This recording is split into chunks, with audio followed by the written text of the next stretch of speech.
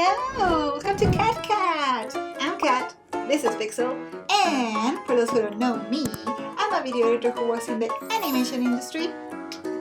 And today we're going to be talking about bins.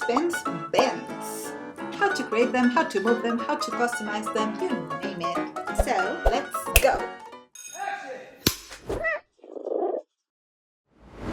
So, as usual, I already opened my AVID project, and in here I already have created a folder and a bin.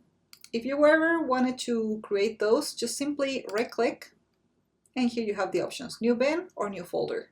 For new bins, you also have a command. In here is Command N. If I click that, a new one will appear, and I can say bin 2 if I want it. You can just name it and rename it however you want. You can also put them in any folders. You can create as many folders and as many bins as you would like. Just please be careful with the naming conventions and how you organize it. It's very important to always keep everything very neat, especially when you're in very big productions with multiple editors using the exact same project. So yeah, that's just a little tip. Okay, whenever you create a new bin, it's going to open automatically. So I'm just gonna close this one. If you no longer want this bin, all you have to do is select and press delete, and it's going to be in the trash can. If you wanted to delete it forever and ever and ever, just select trash can and put empty trash. Just empty, gone forever and ever. Okay, so today I'm just gonna focus on this material bin that I created because I already imported a bunch of different clips and I created different timelines. These windows, you can change the size and move them around as much as you would like. But in this case, just to show you, you can always detach it, which is awesome. So it can always be a floating window that you have somewhere else. You can even put it on a second or a third monitor. So in this case, we're just gonna enlarge it. It's gonna be here, there. So I believe we can see every single column that it comes with. So this is the default setups that every bin will come with, but you can customize everything. First of all, let's organize our content. Right now, you can see here there's some icons. These ones will show me what this material is. We'll have difference for audios, we'll have difference for scripts. The sequences look like this.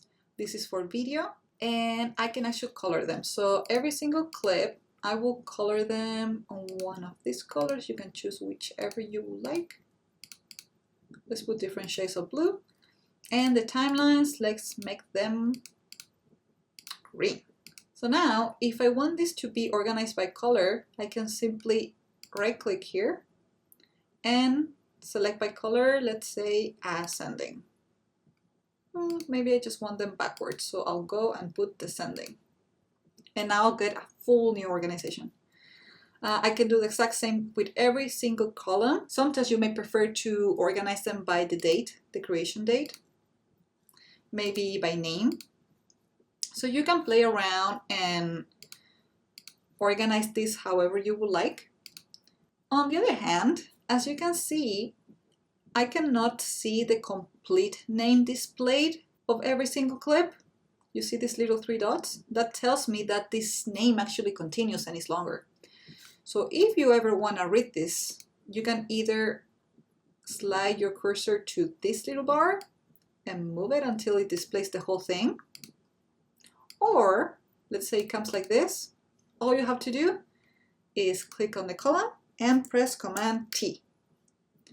Now, let's say you want to change this. Well, AVID already has defaults. If you go up here where it says Untitled, you will see multiple different pre-setups for bins. One of the best one is Custom because it's all empty and you can actually add whatever you want. In this case, I'm gonna go, you go to this little hamburger menu, choose Columns, and you can choose anything that you would like in display. At all. Ever. Let's put OK. So now all of these ones are. Of course, I don't have the metadata for all of them. I just chose them randomly. But let's say, yeah, this is what I actually want. So I want to save it. All you have to do is come here and press Save As. And you can choose a name. So say random set. Okay? And now it's on the list. Cool, huh? So every time that you open a bin that you want this specific organization, all you have to do is go to your customs and just press your own one. I would like to add that every time that you work with other editors on the same projects, if, for example, this specific bin, I selected these viewings, the other editors are going to be able to see it the exact same way. And if they like this setting, they can literally save it and keep it for themselves. So they can also have access and put it into other bins they may create or other bins that are already created. So that's pretty cool. Now, as you can see, we also have 3 different ways of viewing your bins. This one is the list, so you can see it like that. You can see full thumbnails or a little thumbnail with a list. And in here, you can see there's this magnifier bar that gets you to choose whichever size you prefer your material. Now, whenever the bin is actually small, let's go to the basic one. You get to see this bar up here and you can move it. All this bar does is that it locks the view in a certain column or a certain place. For example, if I put it right here and if I move around, everything will move starting from that point on. So if I move it here, that's gonna get locked and the rest will move around. Another very cool thing you can do with bins is that you can put colors on them, like on the actual bin. To do this, just go to the hamburger menu and go to set background color. Let's make it purple. But maybe it's just too bright, you know, maybe you just want the bin tab to have this color and not just the whole background. So if you want to change this, all you have to do is go to Files, Settings, and under the User tab, you go all the way to Interface. Click, go to the Bin tab, and in here, allow custom bin backgrounds and use bin background color only on tabs. If you apply this, ta-da! The color will only be on the tab. Okay, so this is very useful because sometimes you may work on a lot of different projects at the same time, so you can actually color tab which project bin you have open. On the other hand, maybe you have bins that only contain audio. Maybe you have bins that only have sound effects or music or video. In those cases, it's very useful to have colors for each of them, so it's visually easy for you to navigate and select which one you want to work on. And if you ever open a bin and you don't like the color, as like myself, all you have to do is just put none. And it will go away. Okay, if we actually go back to the exact same place, Settings, Interface, and Bins, you can actually default background color for new bins. If you select this one and choose a color, here, you put Apply. Let me create a new bin with Command N. The bin came out with the color that I selected.